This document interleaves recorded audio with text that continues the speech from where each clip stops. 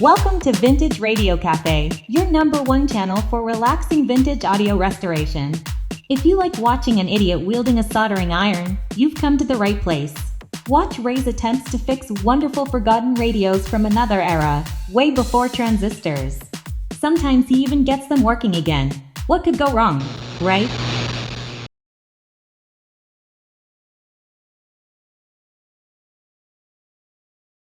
Okay guys, so it's the next day. I was just about to start doing some testing last night. Then I realized how late it was. It was like 1 in the morning. So I decided I was going to do this morning. And as I was turning the whole cabinet, the whole radio upside down to have a better look at the switches and all that, this is what I found. You see this whole array of switches. Well, it's one of the wafer switch, and this one is for the stereo selection. And I don't know if you can see this, but look at how black it is. I mean, it's not just dark. It's black, incredibly dark. And yeah, the contact. Show you the wafers here.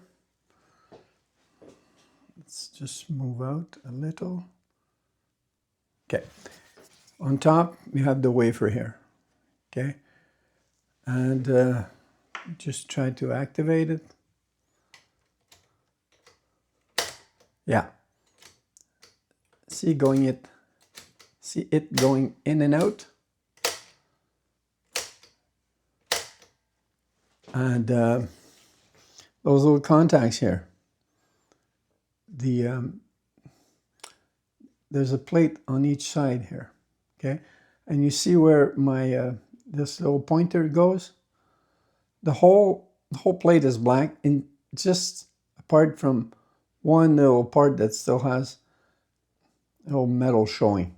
So all this has to be cleaned. And yeah, when Patrick says that the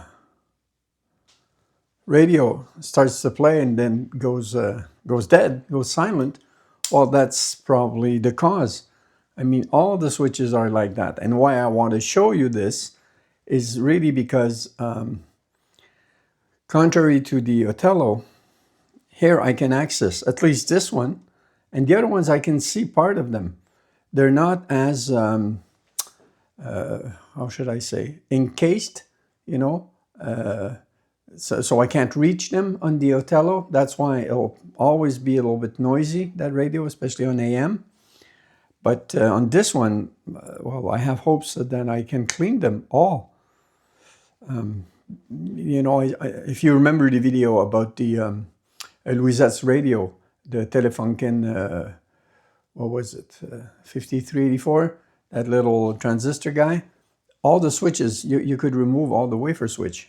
Yeah, all the wafers, but on these, I don't believe, even if I turn it around, once it's out of the cabinet, that I'll be able to remove all of the wafers, but at least, you know, I'm hopeful I can clean them. This one, this whole arrangement, this whole switch pack is held by 2 screws on each side that I have to remove. I can't show you this, but there's 1 screw at the bottom there, another one on top here. Yeah, there's one here, one there, behind, and it's glued in with some paint. Looks like nail polish. So maybe I can loosen this and remove it. There's only this little arm that goes through the switch, but I believe it'll come out easily. So when I get to that part, you know, maybe I'll be able to clean this one very good. The other ones we'll see. I just wanted to show you that before I do the first test. And if we have problems, this just might be the cause. Like most of the radios, the German radios I've been doing for the past 4 years. Very, very possible. So we'll see. And yeah, let me get set up. Okay guys, so I'm back. And yeah, I just finished cleaning the stereo switch. So as you can see, It's all clean now everywhere. The removal and cleaning went well. Reinstalling this device back in was a little bit tedious because I didn't notice. See, it's at an angle. It's not completely flat. It's like a few degrees tilted. So I had trouble finding the right hole to put the screw back in. But yeah, works well now. Movement is correct. Contact for the switches is where it should be, or where it should be. Also clean the switch next to it, the mono one, at least the part that I could see. Yeah, here and here. Did the best I could. And I sprayed the rest of the switches with the oxide for the time being. We'll see if I can go deeper once the chassis is removed from the cabinet. So that's it for that part. I'm just going to get ready to do a first slow start on the dim bulb. See what we got. Okay guys, so I won't lie, I already tried this and the dim bulb is not reacting normally. I'm just going to turn the radio on for a second so you can see. The light come in very bright, they don't dim, and yeah, they flicker. So there's a major problem with the power supply somewhere, but let me show you.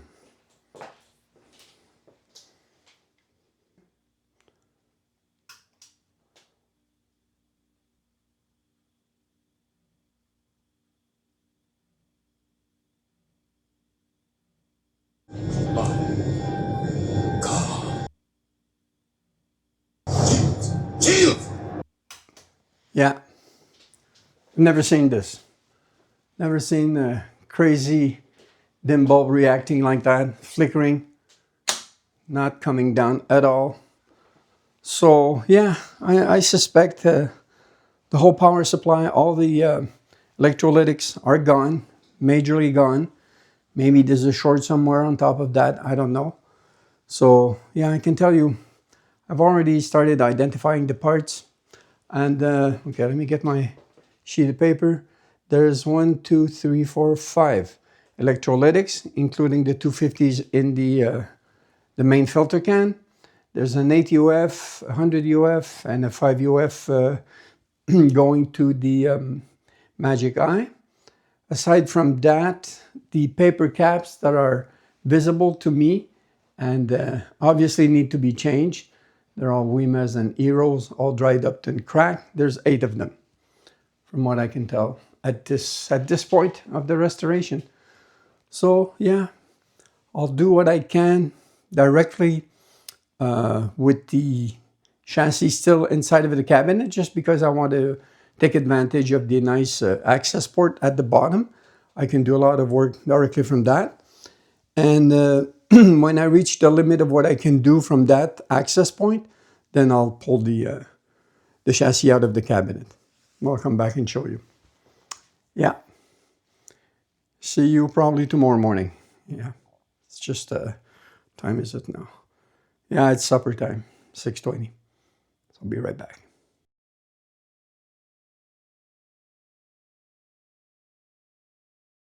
Good morning, everybody. So it's the next day for me. Yesterday I started working on the recapping, and yeah, it was pretty late. The only thing I managed to do was to change those 2 electrolytics, C58, sorry, and C66. And yeah, let me show you them a bit closer. Yeah, so I only had a radial here. There was an axial before, but with some heat shrink and using the lead that was already there, I managed to reconnect it safely. Also this one. So this is an 8 microfarad. I replaced it with an 8.2, close enough. And this was 100. What I want to do today is, yeah, do the main filter can here. And I thought I was going to get away with keeping it in the chassis. Yeah, working like that. And I can do a lot of the paper caps like that, but I can't access safely this guy. No, there's no way I have enough room to work on it. It's just a screw-on type capacitor. Yeah, the base is a screw-on, but yeah, no, I don't have enough room. So I'll take the whole chassis out of the cabinet. I'll finish the cleaning, and I'll work on that can today. And yeah, let me show you what the capacitors I removed look like. I hope I can focus enough. Yeah, I don't know if you can see the oozing there coming out of this on both sides. Yeah, that's not good. And for the 8 as well. Not terrible, but still shouldn't be like that at all. A little bit visible on the other end of the 8. Yeah, now let me show you how they fare on the multimeter. I've got the 8 microfarad hooked up to the multimeter, and it's not that bad, you know. 8.43, 0.44, yeah, something like that. But I'm positive it's leaky. Let's try the 100.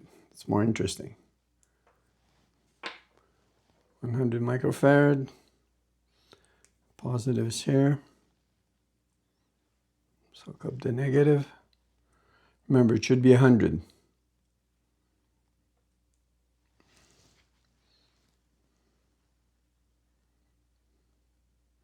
Holy crap. 180 something, 84, 85 microfarads. So that's like 83% too high. And it's the one that's the most leaky. So, well, electronically, but also physically leaky. So I'm pretty sure, I'm positive actually, that this guy is gone. So they're changed. I'm happy with that. I'm going to work on the can, removing the chassis from the cabinet. So I'll show you that.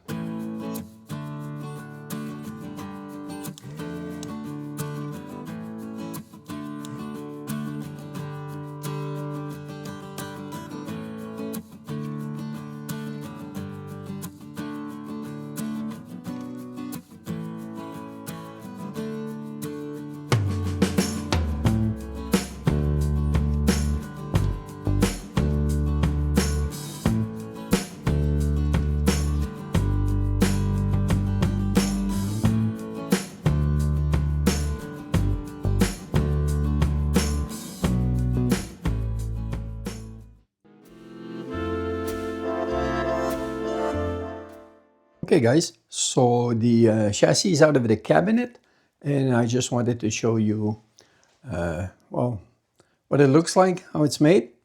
So it is dusty, okay, but it's not a dirty chassis. Radio in general is not dirty. It's just accumulated dust over the years, and it looks very good. And yeah, a few little things that are different than what I'm used to seeing. First of all, this front plate here is held up by 4 screws with nuts in the back. So I already loosened the nuts, so I'll take this out. There are 2 set screws per knob. That's particular. Maybe you can see it here. Yeah, there's 2 on each knobs. This tab to retain the glass dial is pretty much like everything I've seen before, except on this side. You might not see it. Maybe I can try to focus. No, I can't see it from this angle. The thing that's particular about it is that to access the second screw here, there's one side by side, there's a hole in that pulley. And that's the only way. You have to align the hole with the pulley, with the screw. That's the only way you'll be able to remove it. So as you can see, I already have some cardboard straws on it because I desoldered the speakers, so I didn't want to touch to strike the string. I really don't need that mess restringing it. So the back is just as clean, aside from being just a little bit dusty.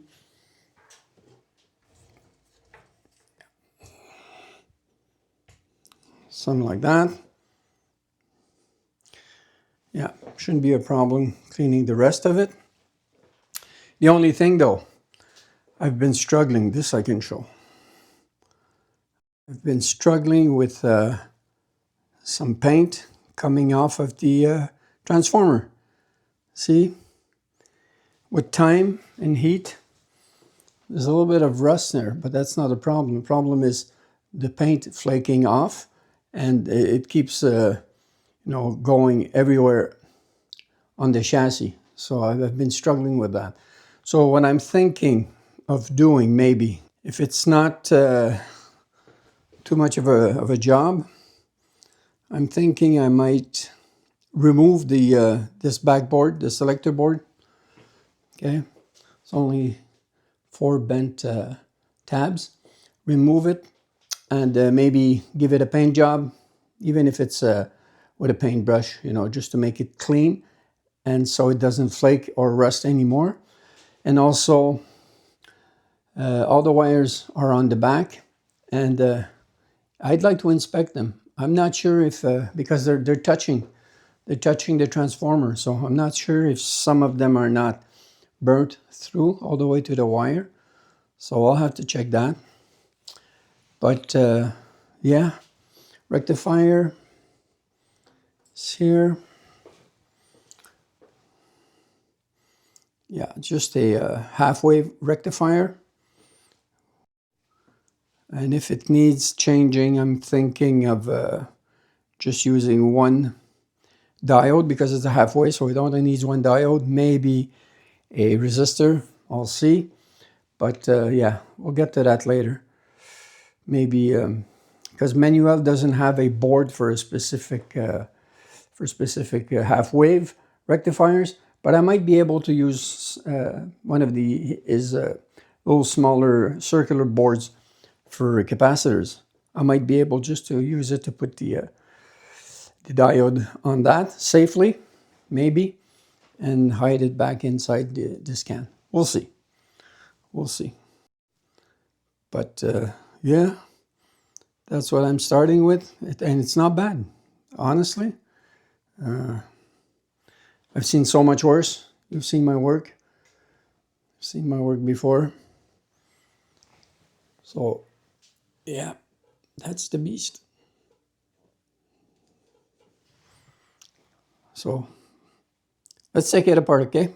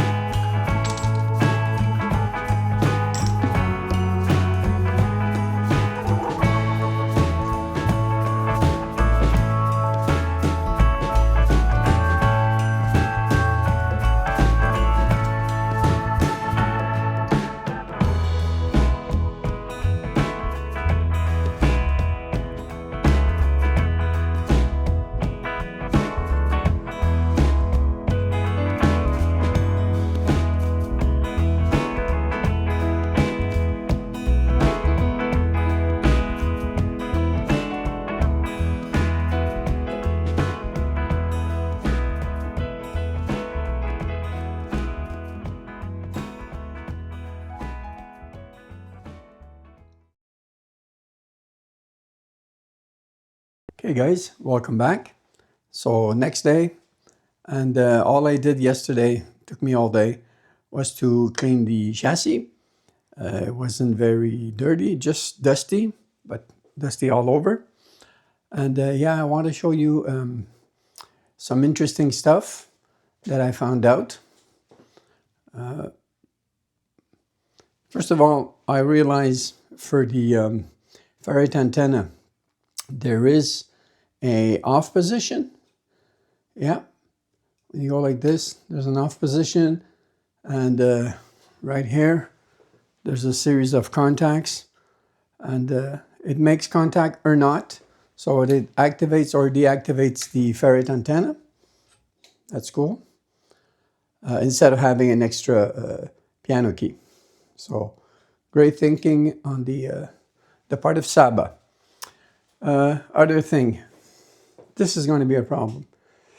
The tuning eye, EM34, is held by a clip, metal clip, but there's a rubber surround, something between rubber and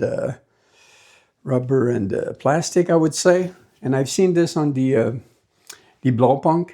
It doesn't tolerate heat very well, so it's all crumpled and baked and cooked. I think I have some of the parts here. Yeah, just by removing the dial glass. Yeah, some of the chunks came off. So that's going to be a problem. I'm going to try something. Maybe just put some hot glue on the bigger cracks, and then put some tape, or bands of tapes of Gorilla tape, to hold it in place, you know, for it to keep its shape long enough for me to remove the old EM34 or put a new one in. I don't believe it's structural. It might hold the little window here in place at best. I think that's all it does, but maybe block some parasitic light coming out, maybe something like that. So that's going to be an issue. But the real thing I want to show you is this guy. See there's another hatch there, another little plate that lets you see the whole mechanism for the wafer switch. And there's also a plastic cover on top of them to give you access to the switches. But for the love of me, I spent hours and hours on it yesterday trying to figure out a way to pull up the wafer switch and to be able to clean them. Because the more I work on this radio, and the more I see that all the contacts on the wafer switch are black. And yeah, the more I work on it, the more I think the flickering I was seeing on the dim bulb was caused by this pulling too much current, but not giving a good continuity. So I was struggling to try to get power to the radio. That is what would make the most sense. Because, yeah, there was one bad electrolytic, but the main filter can, the readings I'm getting now is, okay, there's two resistors that join them together. So the reading is summed up. It's total of the two, and I'm getting 89. So they're at 44 point something. They might be leaky, but not enough to cause what I saw on the dim bulb, in my opinion. So I really have to try to clean them better. I did put some deoxit, and I could see them, and put deoxit directly on the black plates, but deoxit is deoxit. It has its limit. This has to be really scrubbed in deep, and I'm not sure that it's going to work any better. So, but let me show you. Yeah, let me show you once I remove this. I can start doing it on camera, but you won't see much until I change the angle. Let's go off of the autofocus. Let's just try this.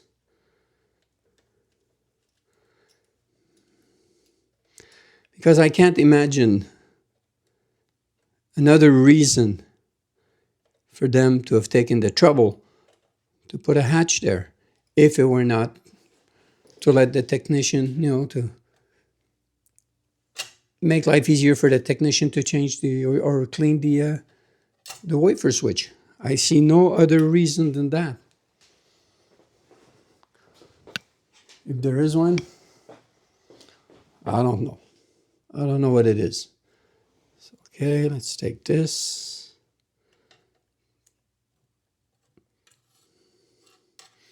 It's quite hefty. It's heavy metal.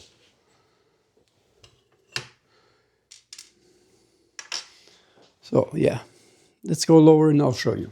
Okay guys, this is what I mean. Let's go closer. So yeah, now you see the access port. So when I press the switch, you'll see the movement. Do you see this? So there's the wafer switch coming out, and the arm connected to the switch goes through a hole in the switch, and that is what makes it move back and forth.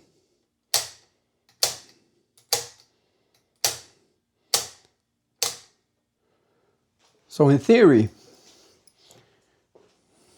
if I could just hold on, I don't want the camera to be in automatic because I'll focus on my hands. So in theory, if I can just disengage it from here, I could pull the wafer switch up. But this here, that flexes, is what gives the tension, okay, to the buttons. So this, I like to call it the clamper, the main clamper, but it's connected to a rod on each side. And that rod is, goes over the switch. So the switch cannot be moved up. But I'll have to show you the top of the radio. But with the access panel on top, in theory, I should be able to move the switch either, forward or backward. That's the way it's made. So let me show you that part. So we got a top view here, sort of a top view. So what I'm trying to say, the radio is turned around, so the front is here now, and this is the nice plastic cover. I'll just try to remove it.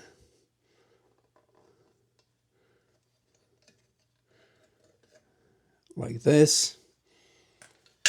And now you have access to all the switches. Okay? So all the switches are here, vertical. And I mean, those are the contacts, okay? The vertical contacts. And underneath, what moves actually is the wafer switch. So whenever I do this, you see them moving. This one actually moves too. Moves this one, and this one. See them? Okay. So you cannot see this, but they go in 2 holes on each side. And in theory, I should be able, if I disengage it in the front end, I should be able to pull it out enough to be able to pull it up.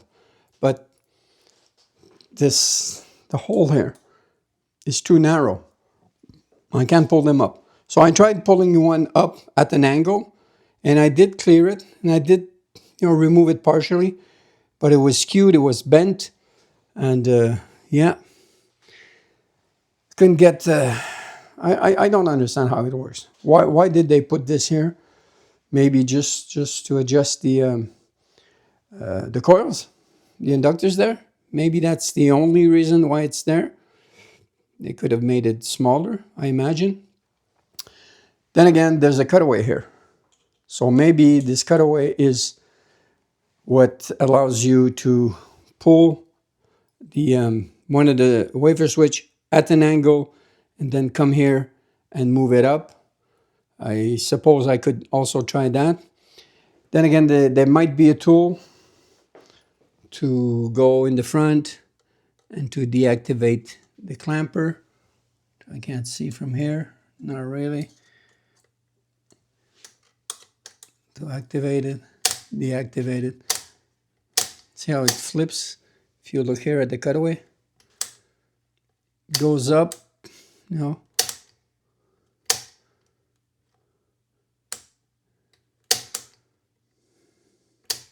Yeah, there's something there. There's something I don't understand. I'm still going to look at it today because I would really, really, really like to be able to remove the darn switches and clean them to my liking. I'm speaking to you now, and I'm looking from the side, and I can see how everything is black. And yeah, I'm not surprised. I'm not surprised I'm not getting a good sharp contact and nice voltage, nice current on the dim bulb. It makes sense. It makes sense. So my conundrum here is that if I don't go any further than that and it doesn't work or doesn't work well, I'm going to look stupid with Patrick, in his eyes. If I try something, removing one of the switches, and I break it or I can't put it back in, I'm going to look even more stupid, right?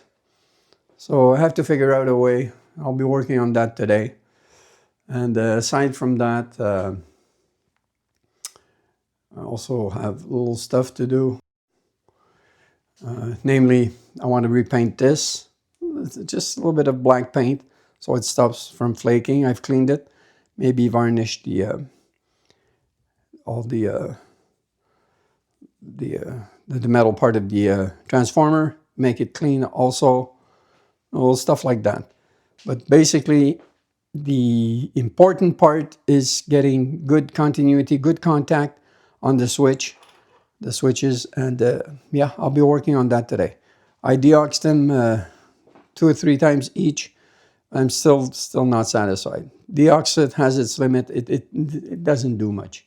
They're still black, and I don't like it. So keep you posted if I come across something interesting or if I make a big breakthrough and I understand how it finally works. But it's a shame though. Everything's there, so you can do it, but you can't. So we'll see, right?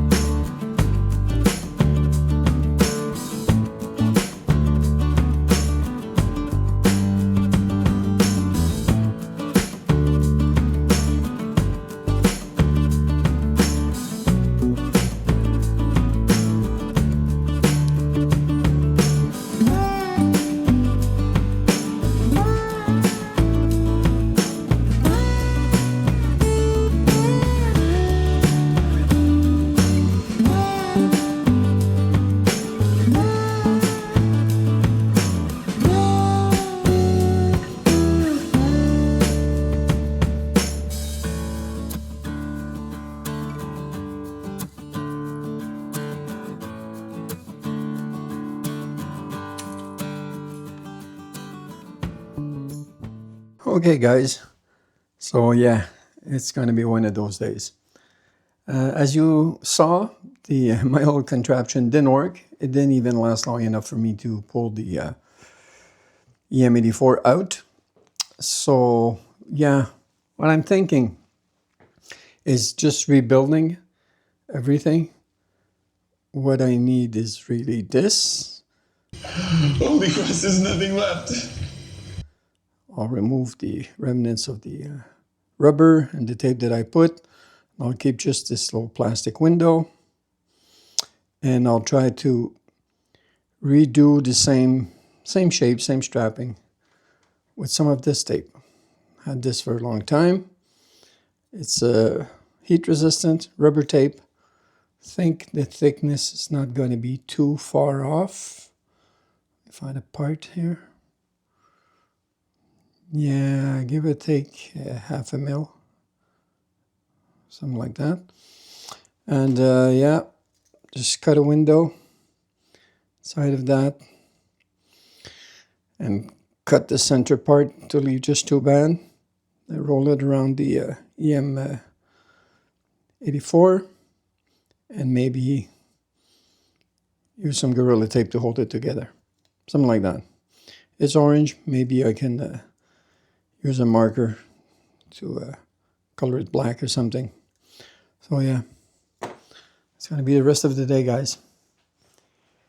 Not happy with this. So okay, guys, a few hours later, this is what I've come up with. Yeah, I didn't have a choice to use tape because, yeah, even in the back, the old plastic window is held with Gorilla Tape, which I know is good with heat. Maybe the glue will soften, but I know the tape won't melt. And the rubber tape, that I know is very, very heat resistant. I even tried burning it with the soldering iron when I got it. And no, very resistant. So yeah, I did exactly like I showed you. So there's an H shape here, like that, and it goes around, and it's joined with tape at the back.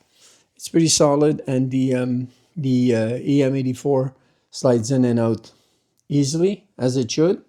And remember, this is not structural.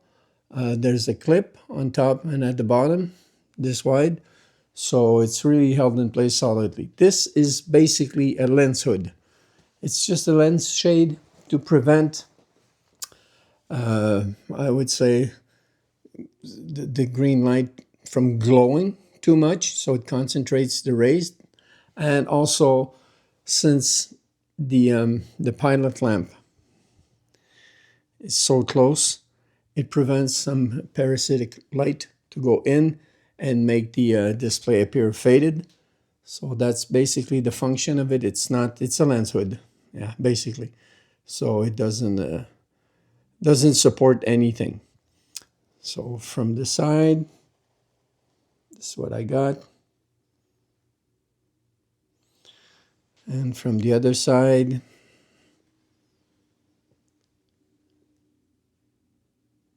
yeah, it won't win a beauty contest, but I think it's solid, it's safe, it's pretty firm in place. So, hey, I'm happy with that. That's going to be it for today. Tomorrow I'll try again, at least a last attempt at the switches. See if I can remove them. It's so frustrating. I mean, they're there. I can touch them. If I could just find a way to remove them without breaking them and being able to reposition them correctly after, I could clean them so good. This radio would be perfect. But hey, I'll do my best, right? There's only so much you can do. So, yeah, catch you tomorrow morning.